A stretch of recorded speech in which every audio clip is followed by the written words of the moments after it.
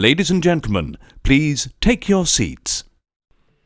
History is important, and if you're within the sound of my voice, that must mean you are in the seats with, once again, as always, my name is David Voigt, and I am the host of this podcast where we sit down with a wide-ranging variety of industry professionals and pick their brains, not just about current projects, but how they got into the business, state of the industry, influences going forward, and sort of deeper issues that may come out in some of the films that they have made. And I think that's particularly relevant, especially this week, because, first, I don't want to get ahead of myself, but first, if you want to subscribe to this podcast, please do not hesitate to do so either on Apple, over on Spotify, or you can find everything archived over at our YouTube channel. You can follow us on social media, either at In the Seats or at It's Podcast One, for all the latest and greatest updates.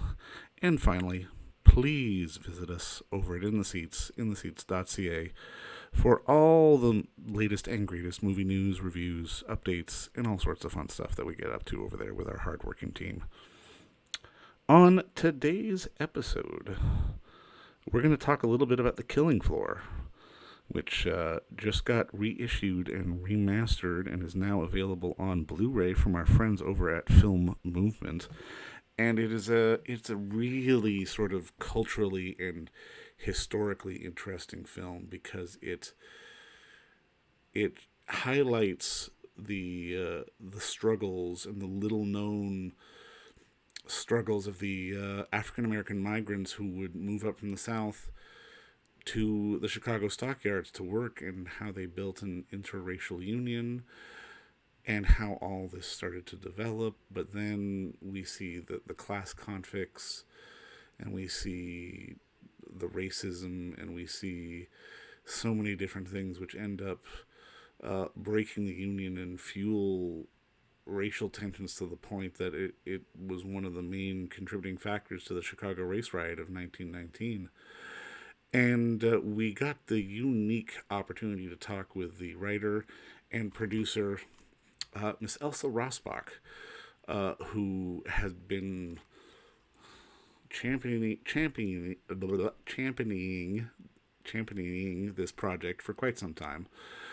And it's an interesting piece of cinema history, and it's one of the first films, it might be the first film to play television and then go play a festival like it did. And I think it's an important piece of history, and it's an important piece of film history. And if you get a chance, I would recommend looking for the Blu-ray and picking it up, because it is an excellent film that really deserves an audience. And when we talked with Elsa, we really talked about sort of the history of the story, the significance of the time that it was going on in, not just the period when all these things happened in 1918, 1919, towards the end of the war and sparking the race riots, but also considering when they shot it actually in Chicago, and shot it at the height of Reaganism, when there was a lot of stuff going on that was very politically resonant to what was going on in this film as well. And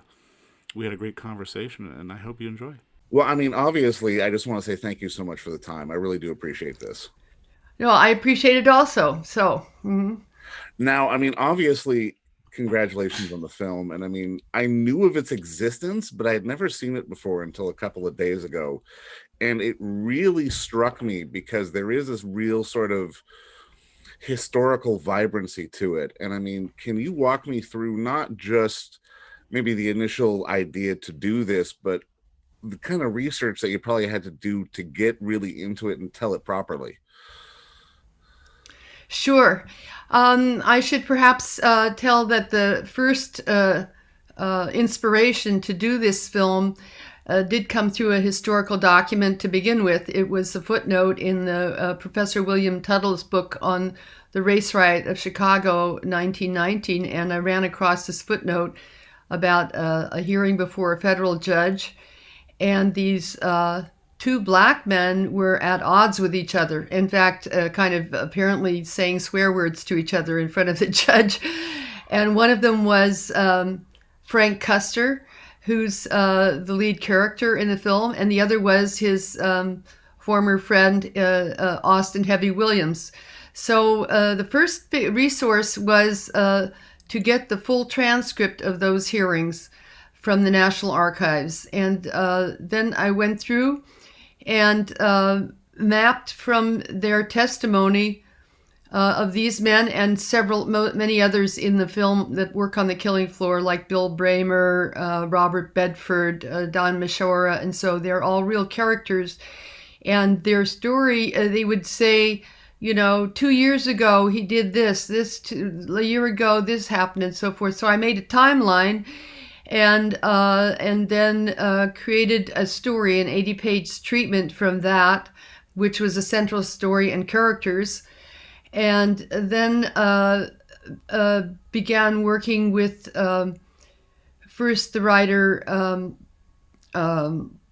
excuse me one moment, Ron Milner, who was a very well-known playwright at the time, and then later worked much longer with Leslie Lee, an Obie Award-winning they're both African-American playwrights. They already had, anyway, from their prior works, a strong historical background also in the history of the Black migration and so forth. But we gathered together many, many other documents, everything from letters of Black migrants, from letters of Polish immigrants to Chicago, to different Union papers, obscure Union papers, where we got the last scenes, what happened at the end when the militia took the African-American soldiers into the plant and basically as strikebreakers, and what was the response of the white-led but interracial union that was also key in this story.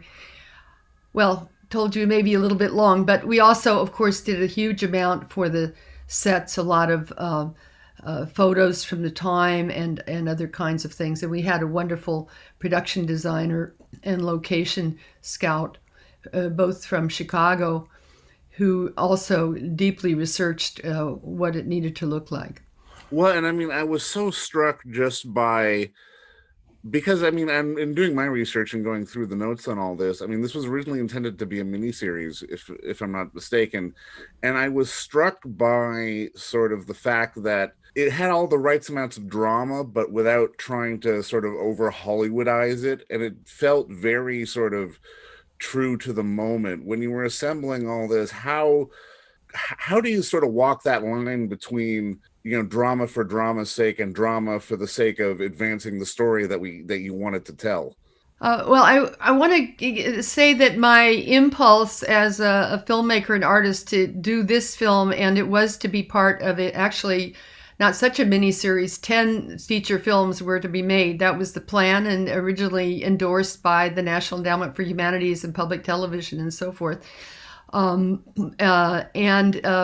We actually had developed 3 screenplays just as detailed as The Killing Floor to present to National Endowment for Humanities for the funding. One was set with young women in the Lowell textile mills, and another was steelworkers in Pennsylvania at the end of the 19th century. So, but anyway, going back to the original impulse was that I only learned in my sort of early 20s that there had ever anything about the labor movement in the United States.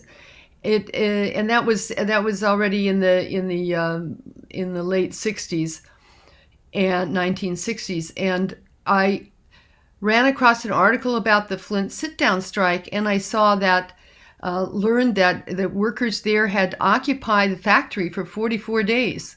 Oh. And they therefore, and through that, they launched the entire CIO, which is the Industrial Union Movement. They eventually got binding contracts with all the auto firms, but the same victories went on to steel, packing house, and so forth.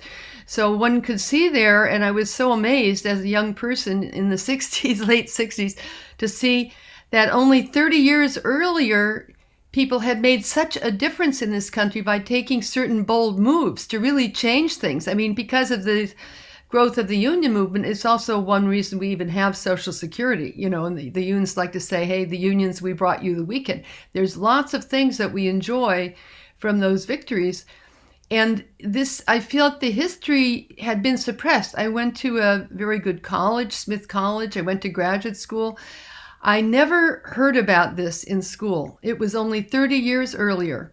So that was the reason that we wanted these dramas to be about real people and events and try to create an atmosphere where people will believe and understand that these things really happened, which most people really don't know about. I don't know, did you know about the unions and the race riot in Chicago before you saw the film? I knew about the race riot. I didn't know about sort of the details behind it. I knew generally that there was a race riot, but I didn't know specifically why.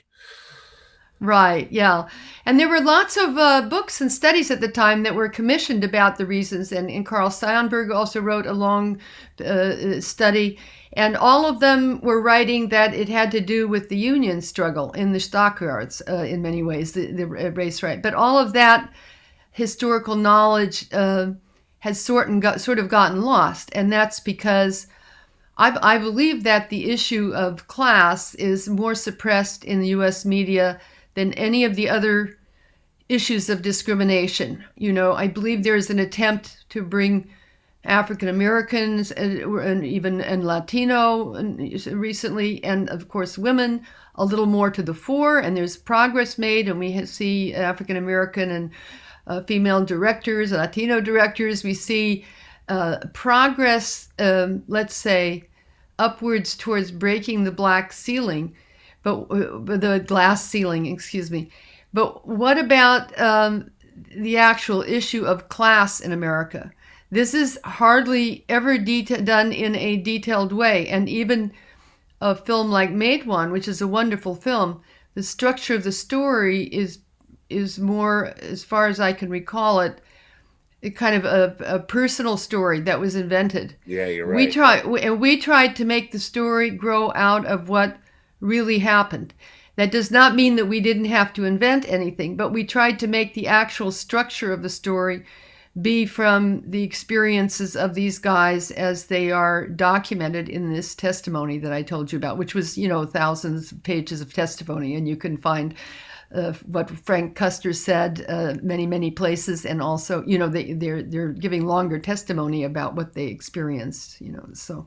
And I mean, even making the film feels like a very, I mean, considering the time that you made it at, feels like a very sort of bold statement, just because it was kind of the rise of Reaganism. There was, I mean, you had a black man directing his first feature film who'd go on to do some great stuff. And I mean, again, just watching it, because of its effort to be historically accurate, I don't think you get away with the use of the N-word like you did, like today, like was used in this film. It's very stark and it's very shocking, but it's also very accurate at the same time. And it feels like a statement in and of itself. Well, it's true. I don't know. Of course, you have to, if there's racism and that's an issue and a theme, then you have to depict it like it was. It's a crime. It's a crime to humanity, even just to insult someone. But if you don't, of course you reveal the crimes. We're showing all the time in all the fiction and the detective things, gruesome crimes. Right. It needs to be known what the crimes have been. And the film is not really gory. We don't show any people really getting murdered. We kind of downplay the cattle being murdered because, in some ways, because I know the issue often when people look at things in a slaughterhouse, they start to worry more about what kind of meat they're eating than they worry about the working conditions, So we didn't want to put that at the forefront, the issue of how meat is actually produced, even though some of our cast and crew, including and also Bill Duke, said they became vegetarians after they worked on the film, but that wasn't our main theme. And I feel that it was you say it was bold. It's bold. It was made in the 80s. Actually, there was a lot of support for this project when I first started it in the mid 70s. In the institutions of public television and the National Endowment for Humanities. And one reason was that the unions played a key role in the funding for the Corporation of Public Broadcasting and the National Endowments for the Arts and Humanities in the legislation that had been in the late 60s. So there was, and Roots was on, the big series about African American history, and other things were on, and they had upstairs, downstairs about the British ruling class, and there was a feeling for balance, that the story of working people should be told, and the New York Times got behind it, and my very first newspaper interview ever, I said it would be a sad. They ended it. The New York Times ended with my little interview. It would be a sad statement on the state of broadcasting today if the story of labor, which is really the story of a human rights struggle, could not be brought to our media because it doesn't fit into some corporation's image advertising. Right. And so that was why we were able to get, and it was amazing. First of all, PBS said they would allow for this film that we then get union funding, and we got from over 40 unions. But there was a huge sense of cause when we were making the film and shooting it in Chicago. We had, incidentally, African American, I told you, screenwriters, the director, also the editor, John Carter, a very famous editor who unfortunately passed away in 2018. We had strong input from the African American community, but we also had strong support from the labor movement, the white labor movement in Chicago, both in that the unions, IATSE and all that we think of as this kind of father to son unions, they agreed that their members could defer a large part of their wages and work at, in other words, giving us a savings in the budget that made the project possible. And also the steel workers of the South Side came and volunteered as extras, as did the people from Harold Washington's campaign. He was the first African-American mayor, and he was elected right when we were making the film. But by the time we made the film, it was closing down. Reaganism was far along. We had gotten the initial approvals in the 70s already. And this film was an unusual success. It was in TV, but it went right to Sundance. It won an award there. It was invited to Cannes. It's very unusual that a film that's first exhibited in TV makes it into such acclaim as a feature film. So it was an unusual success for public television, actually, and yet public television was not willing to proceed with any more because there had been a lot of negativity, apparently, from the corporate sponsors of public television. And already in 1980, I was told by the leading negotiator, John Dunlap, who negotiated between big business and big labor, and we had a meeting with him, and he said, you'll never get a labor history series onto public television without the approval of the Business Roundtable. So you see there's a level of already of self-censorship, I would say, that is occurring in most of our media, which is why taking on the issue of class is the only thing that will heal the United States now. No, you're absolutely right. And I mean, it's one of those things where it's difficult to watch, but it's necessary to watch. And I mean, even through the history of it all, I was so struck that it was really such a turbulent time socially, but if you were union, that's what mattered first. And that's really kind of an amazing thing, especially during the time that we don't necessarily think about, that when it came down to union, black and white did matter at that time, but it was still union first.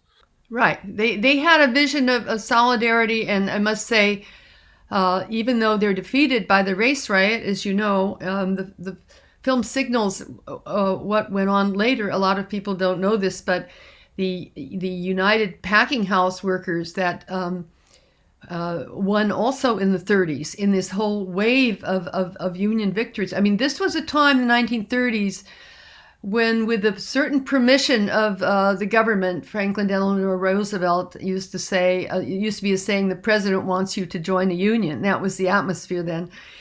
They took bold steps, as I told you, even occupying a factory surrounded by National Guard and so forth, and actually were able to make some massive changes in our country in the 1930s for the benefit of working Americans, which have dwindled since. They already started to dwindle in the McCarthy era.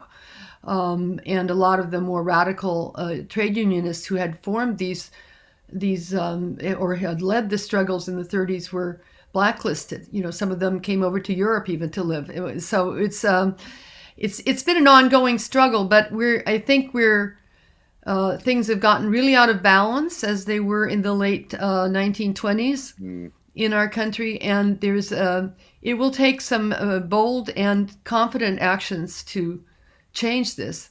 And I do believe that they honestly believe, both the black and white workers in the union, even though they still had difficulties. We all have, men and women, black and white, whoever. We don't. There is still the racism and sexism and all that we all have in some way, but they had a vision of overcoming it, you know. And I think this is why the film is so relevant now too, because what happened with the Black Lives Matter struggles and the other the wave of demonstrations starting at the end of May, what made them historically profound was that because there have been many protests by African Americans of these killings, that suddenly it seemed that huge numbers also of white people were mobilized to stand side by side and fight together. And that's what the union vision was back then also. No, that's amazing. And I mean, it does resonate so well now. And I'm kind of curious because, especially films from the late 70s and early 80s, depending on where they were produced, how they were produced, they can get sort of lost in the shuffle. And I'm kind of curious, did you always have control over Killing Floor? Because sort of getting a restoration on something like this feels rare, but it feels so important at the same time. Well, yes, I formed a small nonprofit production company called Public Forum Productions, and that was the company that produced The Killing Floor. And then I formed later a nonprofit called Made in USA Productions, and which took over the rights. And basically, the purpose of both firms was to make this labor history series. I didn't try to start a lot of other things. So when you say I had control, it's the rights are owned by the nonprofit company. Yeah. And of course, whatever obligations are and all, they also belong to the nonprofit company. But I've been the president and founder of both companies. So in a way, yes, I do have control. And I did place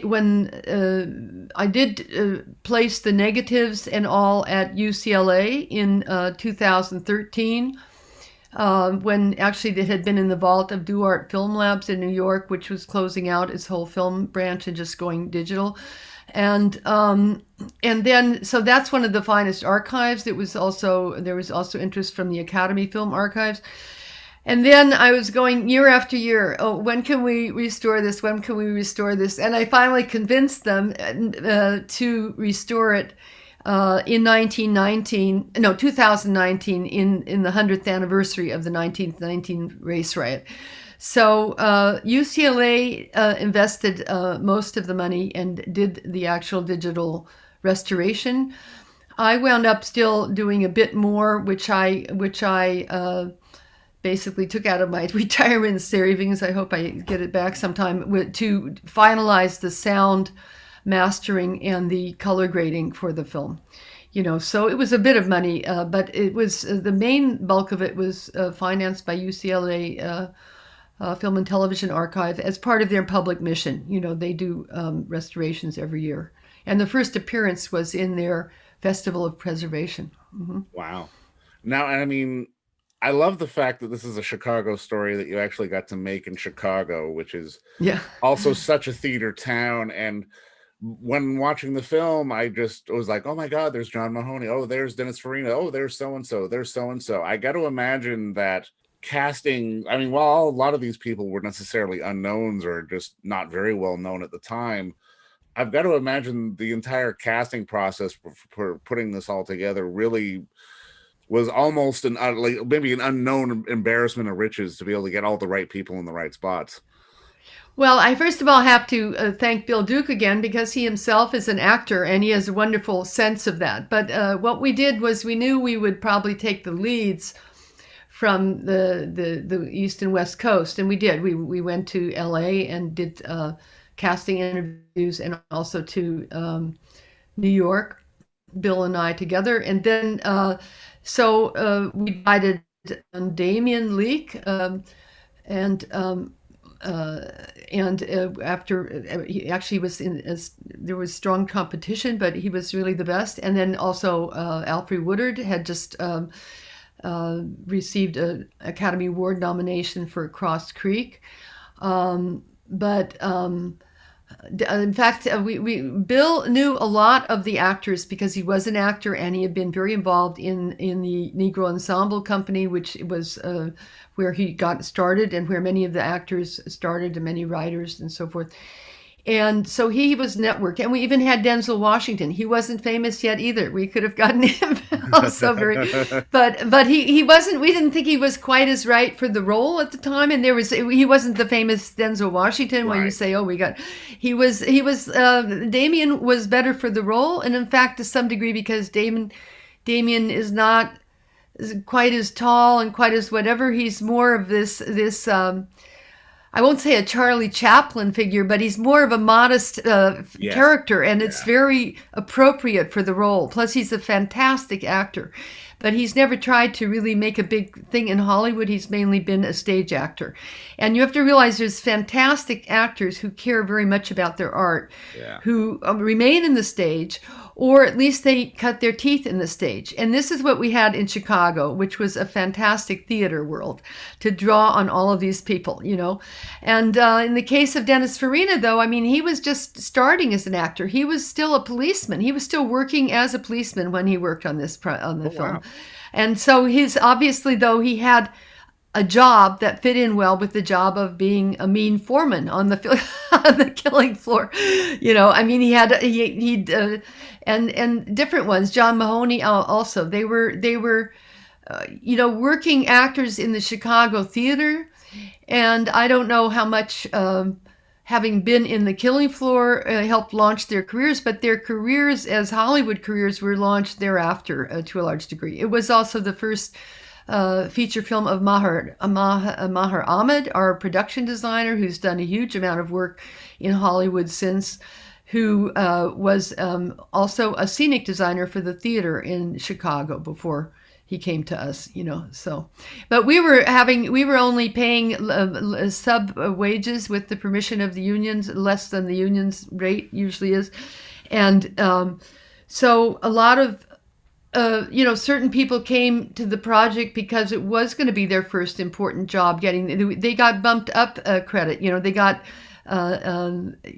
to have a credit that was somewhat above what they had before. And it was a calling card for further work. And it was kind of a miracle that it worked out so well, because we were the blind leading the blind. This was my first big feature film production. It was Bill Duke's first big feature film and production designer. Much of the cast, at least, and people still have very fond memories of it, because it really meant a lot to people working on the film, to many of them at least. The subject matter. They also believed in the subject matter. They thought it was important. And Chicago was a moot. They had elected Harold Washington, an African American mayor, in the midst of the Reagan era. So they were, this was their voice from Chicago in a way to the hello USA. So.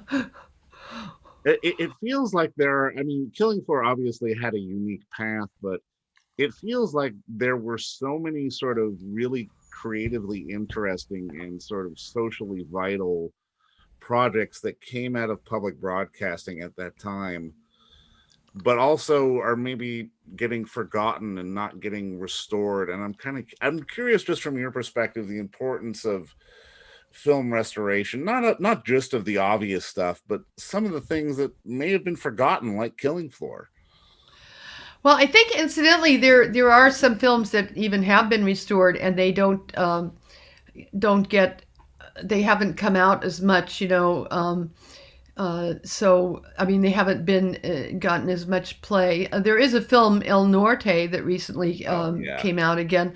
Now I think the El Norte is a bit comparable to the Killing Floor. The only one big difference is that public television would not grant us the theatrical window to bring it to theaters first, so it got labeled as a TV film, at least in IMDb and all that.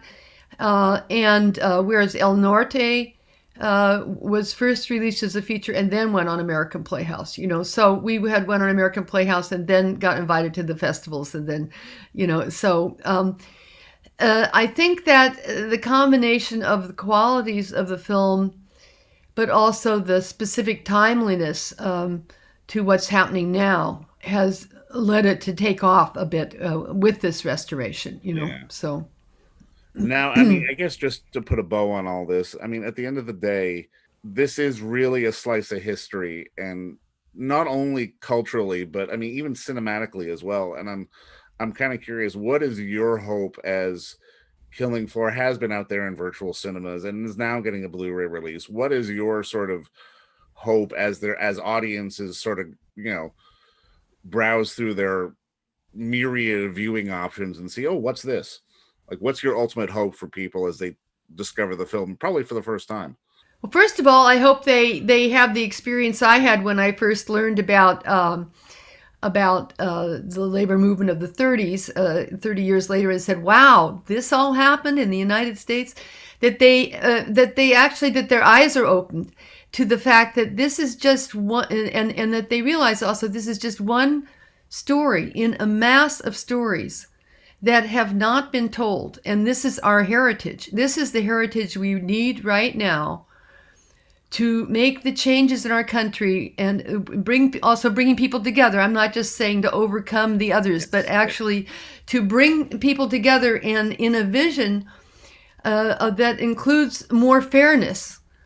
And not only more fairness so as to allow a few women or blacks or others to rise, and so, which is also good, should also happen. Yeah. But actually fairness in terms of how it goes for the large mass of people. Yes. It's been getting less and less fair, more and more. It's for the U.S. and compared with almost the whole world is really off in comparison, even here to Germany, where I live, where of course the corporations battle the unions, but they are still recognized as part of the society. In the U.S., it's not the case.